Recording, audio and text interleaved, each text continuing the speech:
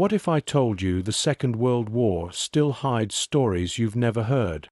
An army that fought with illusions, scientists smuggled in the shadows, voices trapped in letters, mysteries buried in archives, and lessons that echo to this day. In this video, we'll uncover the side of World War II they never taught you.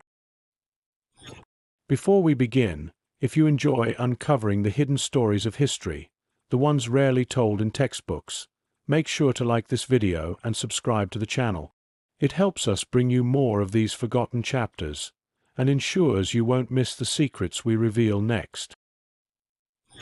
Part 1. The Ghost Army.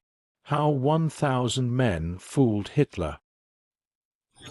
In the spring of 1944, as the thunder of war echoed across Europe, a strange and silent battalion was preparing for battle. But this was no ordinary unit. They carried no real weapons. They trained not to fight, but to pretend. Their mission was simple and impossibly complex: to convince the enemy that what they saw, heard, and believed was a lie.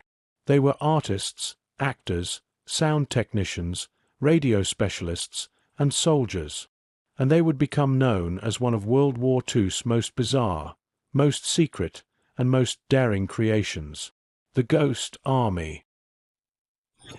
An army of illusion. The 23rd Headquarters Special Troops was a unit of deception, carefully assembled by the U.S. Army in early 1944. Its 1,100 men were not trained to storm beaches or hold front lines. Instead, they were trained to create the illusion of a full-scale division, 20,000 to 30,000 troops, using little more than rubber, speakers, and radio waves. They would operate just behind the front lines, in high-risk zones, often within range of German artillery. Their role was to impersonate other units, to draw enemy attention away from the real soldiers. And to do so, they had to act like actors, think like generals, and move like ghosts.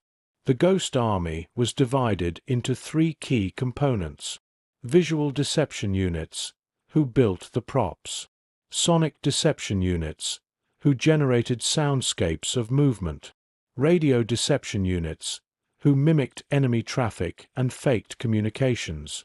Together, they orchestrated illusions on a scale never before seen in modern warfare.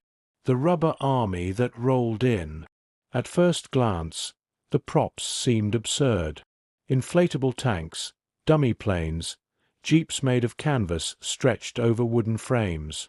But from the air, or from binoculars on a distant ridge, these looked real, convincing enough to change enemy strategy.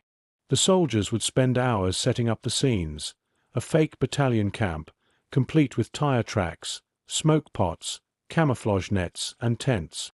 They would rotate the fake artillery to simulate training drills. They painted fake unit insignia on fake vehicles. They even staged arguments and troop movement in front of local civilians, hoping the rumors would reach German ears. A former Ghost Army soldier recalled, "We weren't trying to win medals. We were trying to win minds. And minds they won." The soundtrack of war.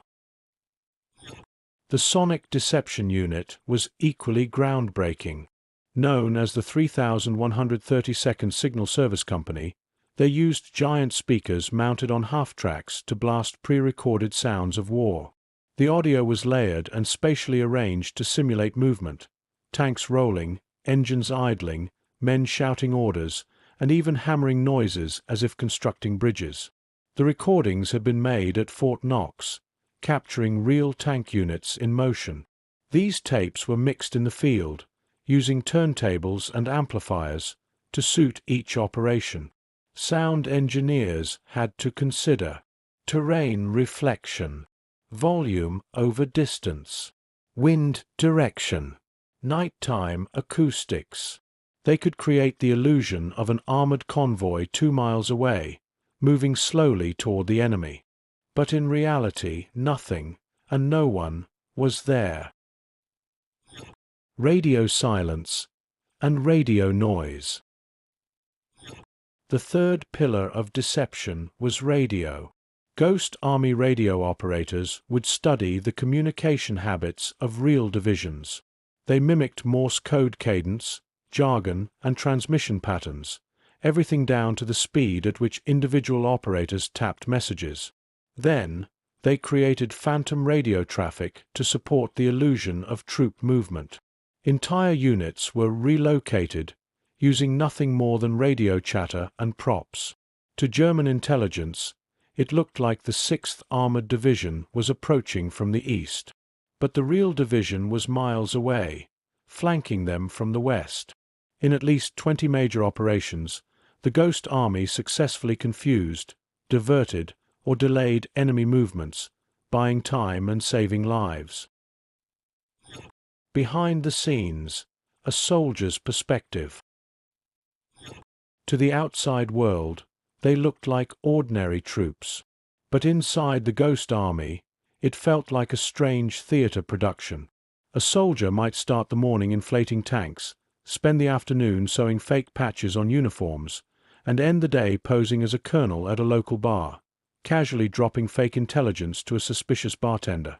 They moved frequently, never staying in one place long. Their goal was to simulate real division movements, then vanish before the enemy had time to react.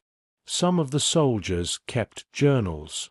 One wrote, "I'm not sure if I'm a soldier or a magician. Maybe both." They weren't allowed to speak of what they did, not to family, not to other units. For decades, their stories remained buried in classified files. The final act. Operation Fearsome. The Ghost Army's most ambitious operation came in March 1945, during the lead-up to the crossing of the Rhine River. In Operation Fearsome, they impersonated the Ninth Army, deploying inflatable tanks, fake motor pools, false radio traffic, and nighttime soundscapes to fool the Germans into believing a major crossing would happen in the north. The real crossing? It occurred 30 miles south, with minimal resistance. Military records would later estimate the Ghost Army diverted entire German divisions, preserving the lives of countless Allied soldiers.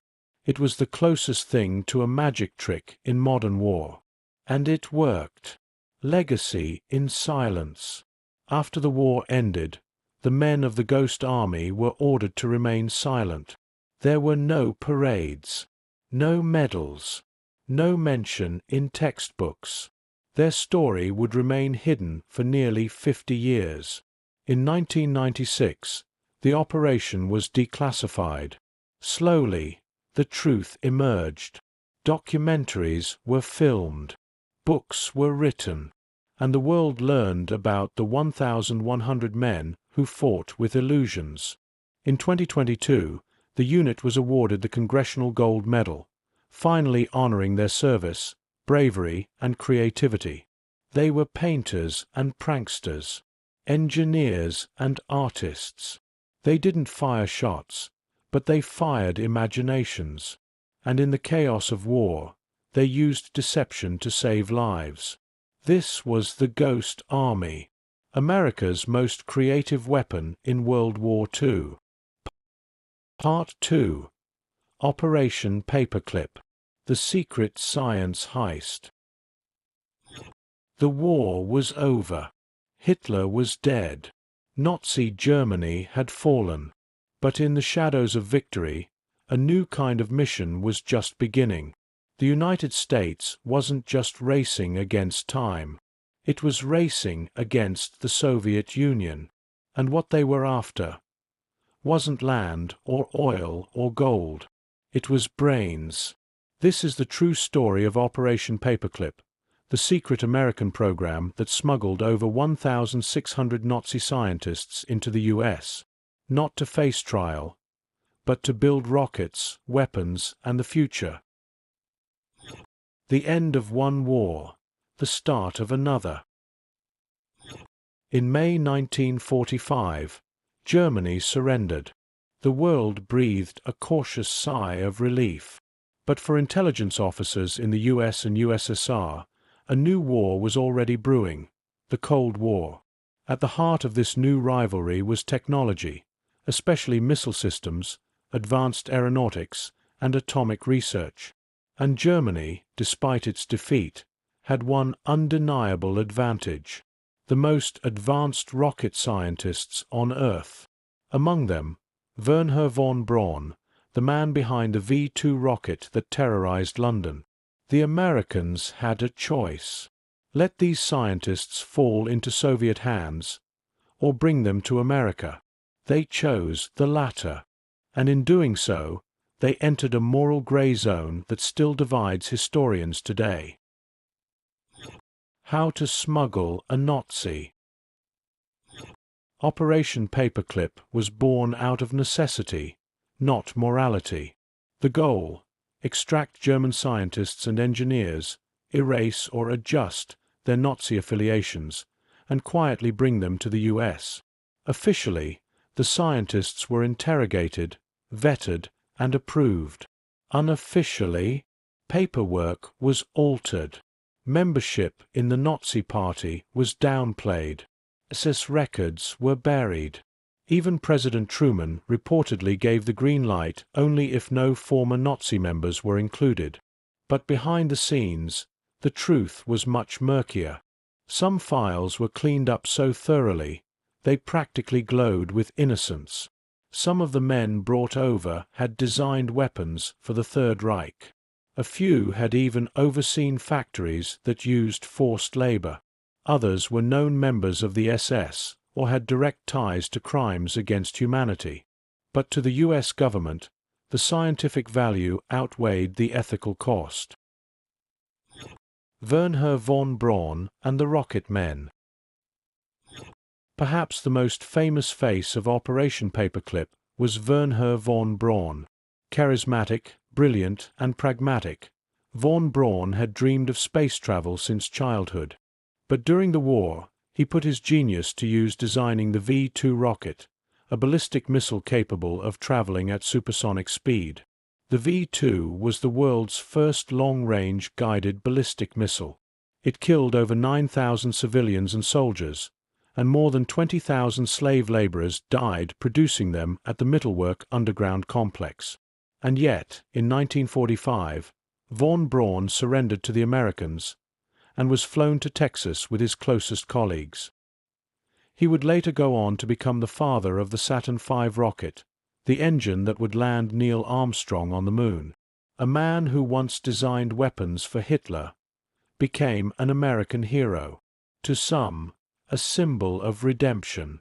To others, a stain whitewashed by ambition. The secret towns of America.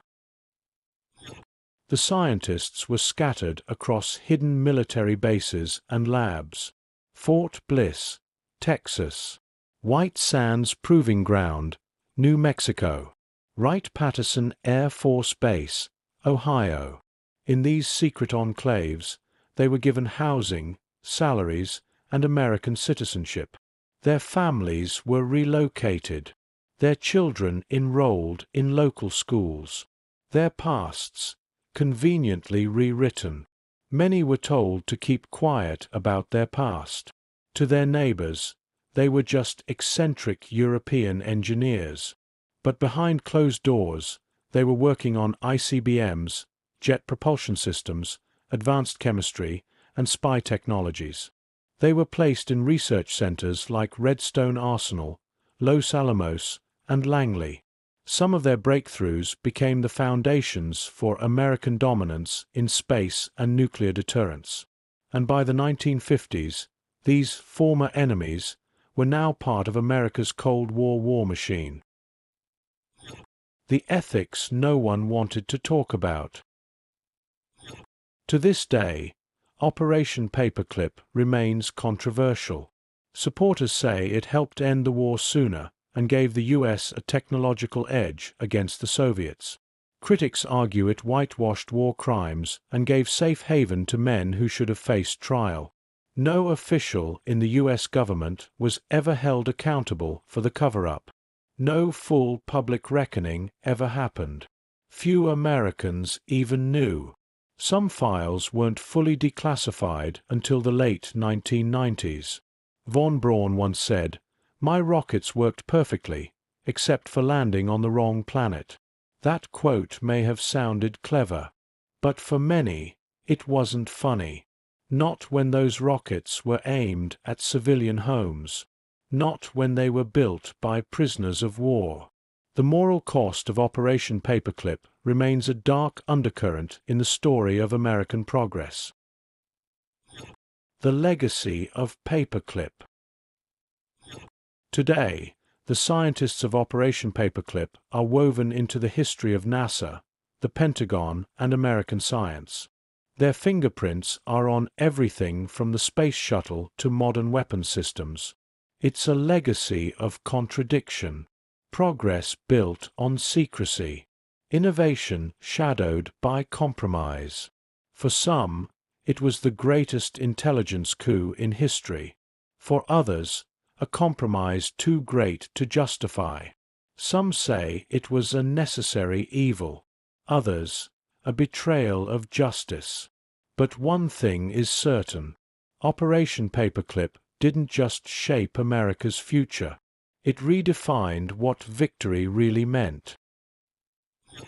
Part 3. Letters from the Front. Forgotten Voices of WW2. War is remembered by battles, by generals, by borders redrawn. But beneath the headlines, history was lived, day by day, moment by moment, by ordinary men and women, and they left behind something priceless. Letters. Written in mud-stained trenches, on makeshift desks, or by candlelight in bombed-out cities, these letters captured the private hopes, fears, and heartbreak of those who lived through World War II. In this episode, we open a window into the war through the forgotten voices of soldiers, nurses, prisoners, and families, voices that echo across decades. These are not stories from textbooks. These are stories from the soul. Dear Mom, I'm still alive.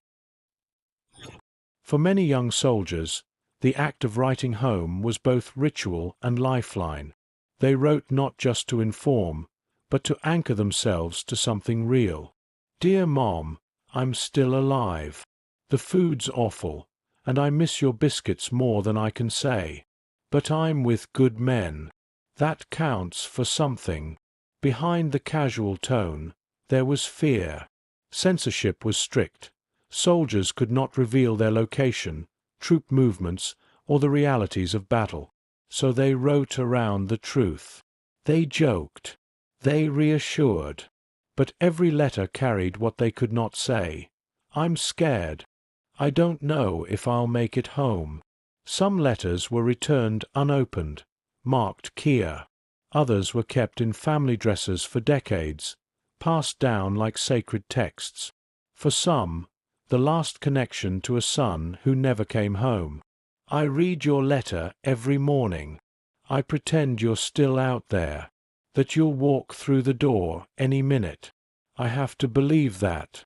Otherwise, I wouldn't get out of bed.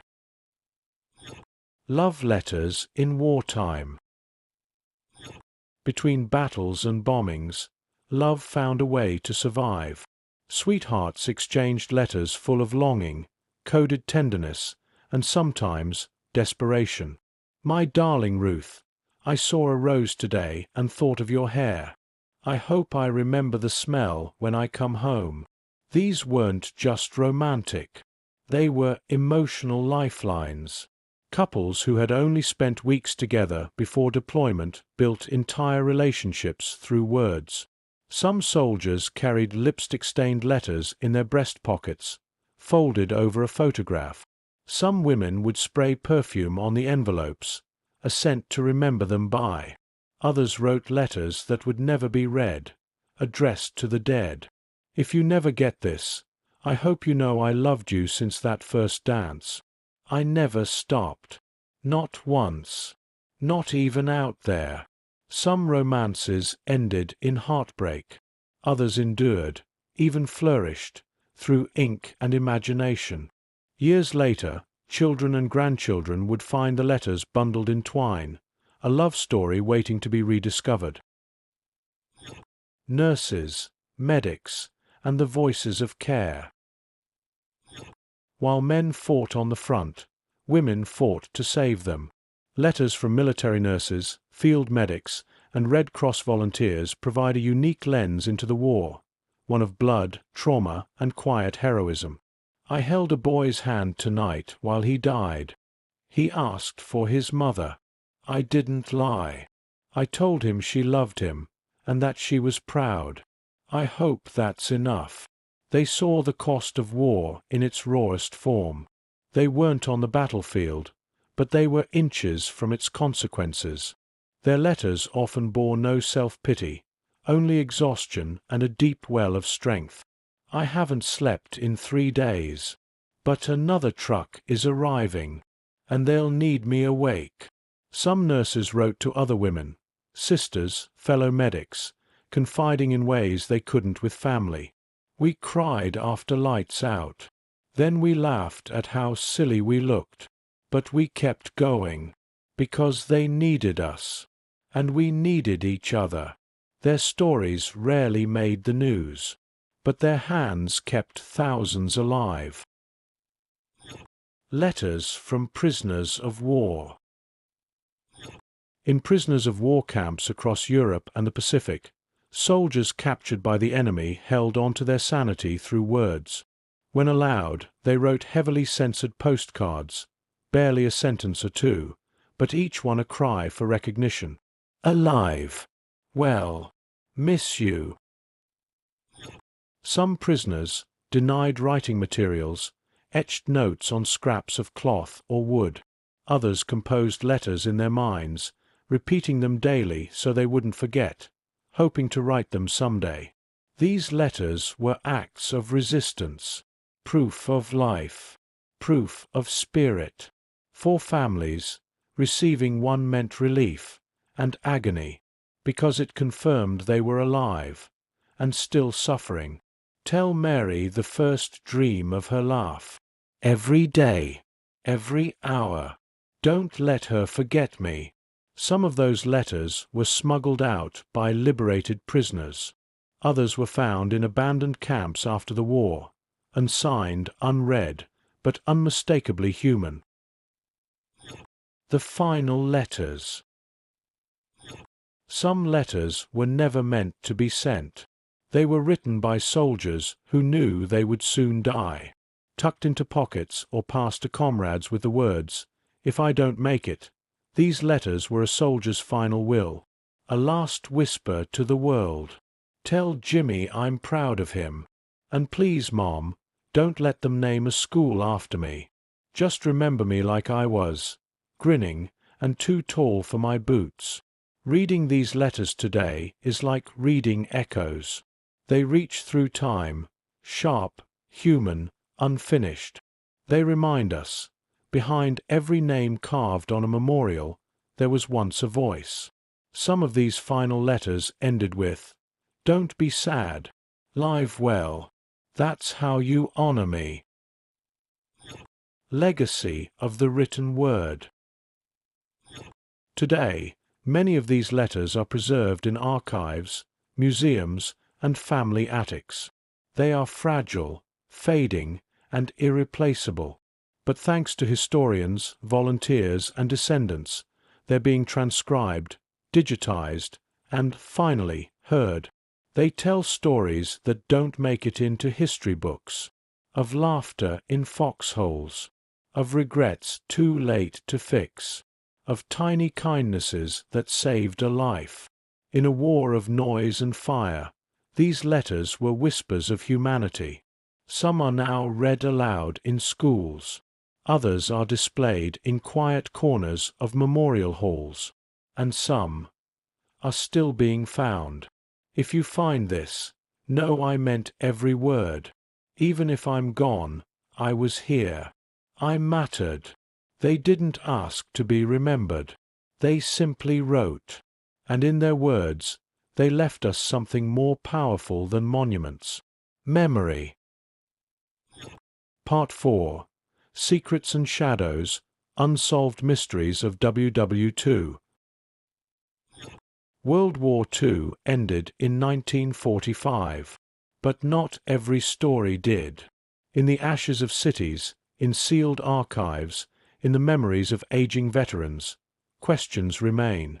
Whispers of gold that vanished, scientists who disappeared, agents who were never found, battles that never officially happened.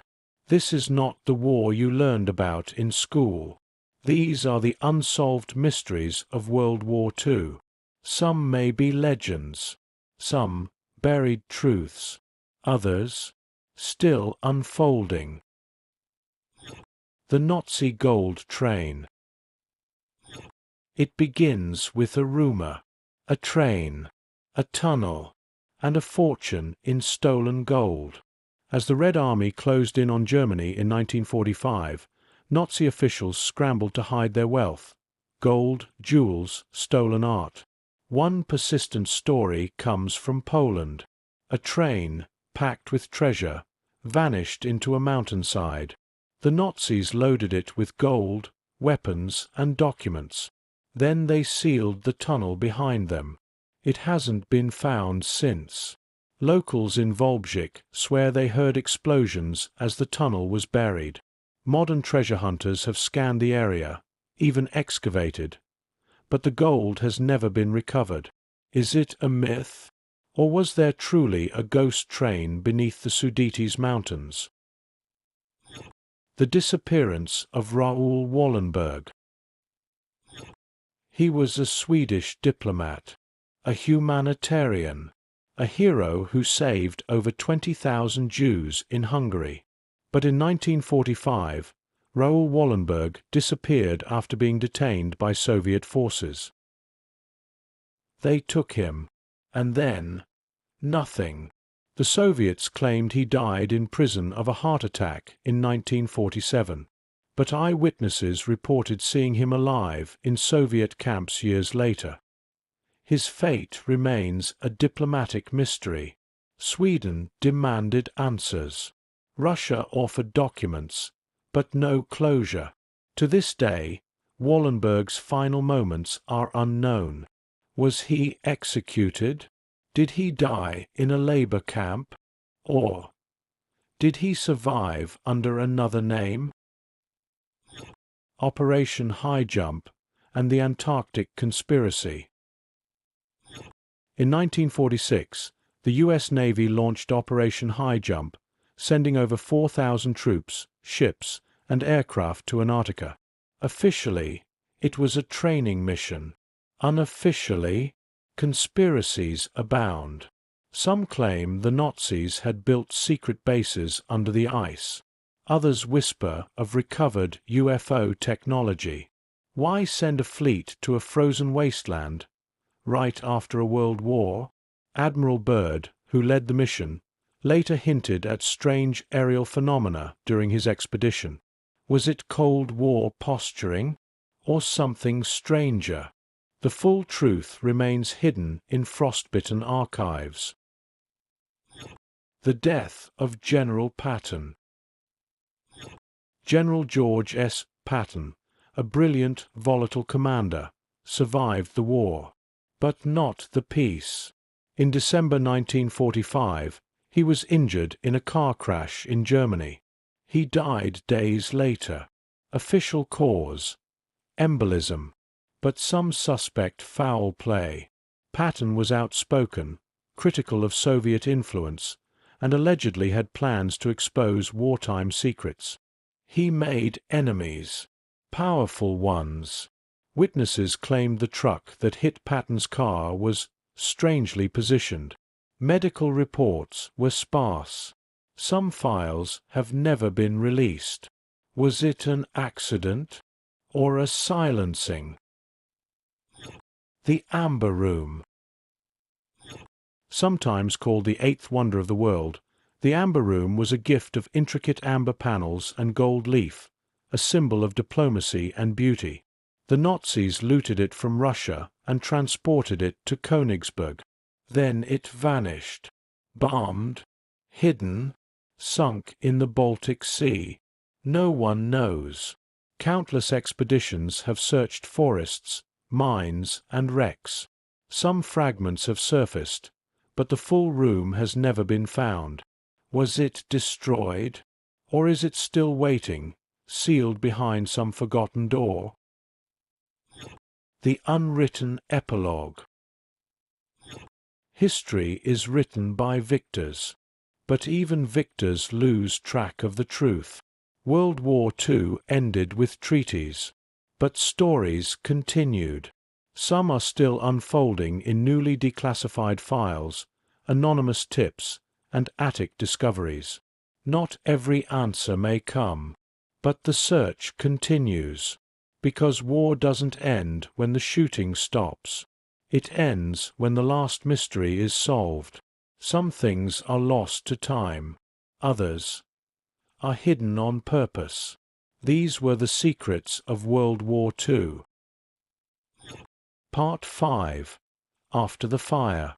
What World War II still teaches us. World War II ended more than 80 years ago, but the war is not gone. It lingers in the letters still read, the ruins still standing, and the decisions still echoing. We remember its victories and mourn its horrors. But have we truly learned from it? This final episode is not about battles or secrets, but about the future, because history doesn't repeat, but it rhymes. And as tension rises again across continents, many wonder, are we walking the same path once more? Lessons written in blood. World War II taught us that democracy is fragile, that silence in the face of evil becomes complicity. It taught us that propaganda can turn neighbors into enemies, that science, when divorced from ethics, becomes a weapon. We saw how easy it was to surrender truth to fear, and how long it took to rebuild trust. But the war also showed what humanity is capable of at its best: the courage of resistance, the power of unity, the resilience of survivors. We must remember not only the cost of war, but the value of peace. The Cold War never cooled. The Second World War didn't end with parades. It transitioned into the Cold War. A new kind of conflict emerged: shadow wars, espionage, proxy battles, and nuclear brinkmanship. And that war never truly ended. The nations shaped by WW2 still hold its scars, and its weapons. The same scientists who built rockets for Hitler helped put a man on the moon, and build missiles that could erase cities. The lessons of deterrence, of diplomacy, and of devastating escalation are still relevant now, especially when the line between war and peace grows thinner by the hour. A fragile world order. Out of the rubble of WW2 came the United Nations, NATO, the Geneva Conventions. New rules, new institutions, a global promise to never let such horrors return. But today, those promises are under pressure. Authoritarianism is rising. Disinformation spreads faster than facts. Borders shift under boots, and truth is debated like opinion. Many of the alliances forged after the war are strained, and new conflicts, from cyber warfare to resource disputes, threaten to pull the world back into chaos. The world order built after World War II wasn't perfect, but it was built from ruin, and with purpose. Prophecies, predictions, and warnings. In the decades since, many have warned that a Third World War is not a matter of if, but when. Albert Einstein once said, "I know not with what weapons World War III will be fought, but World War IV will be fought with sticks and stones." Technological advances have outpaced diplomacy. AI, cyber weapons, bio-warfare, these are no longer fiction, and old grievances, long buried, are reawakening. Some prophecies sound absurd, others frighteningly precise. But one thread runs through them all. The next great war won't be fought with bullets alone. It will be fought with narratives, code, and the collapse of trust. What we carry forward. We cannot change the past, but we can listen to it. Every story we've told, the deception of the Ghost Army, the secrecy of Operation Paperclip, the heartbreak of battlefield letters, the shadows of unsolved mysteries, carries a warning and a choice. To remember is not enough. We must act. Education is resistance. Empathy is a weapon against hate. Truth, however uncomfortable, is our greatest shield. We are the inheritors of that war, and the architects of what comes next. World War II ended, but its story is still being written, in books, in families, in policy rooms, and in us. The question is not whether history will repeat. It's whether we will pay attention before it does. In memory of the past, in service of the future.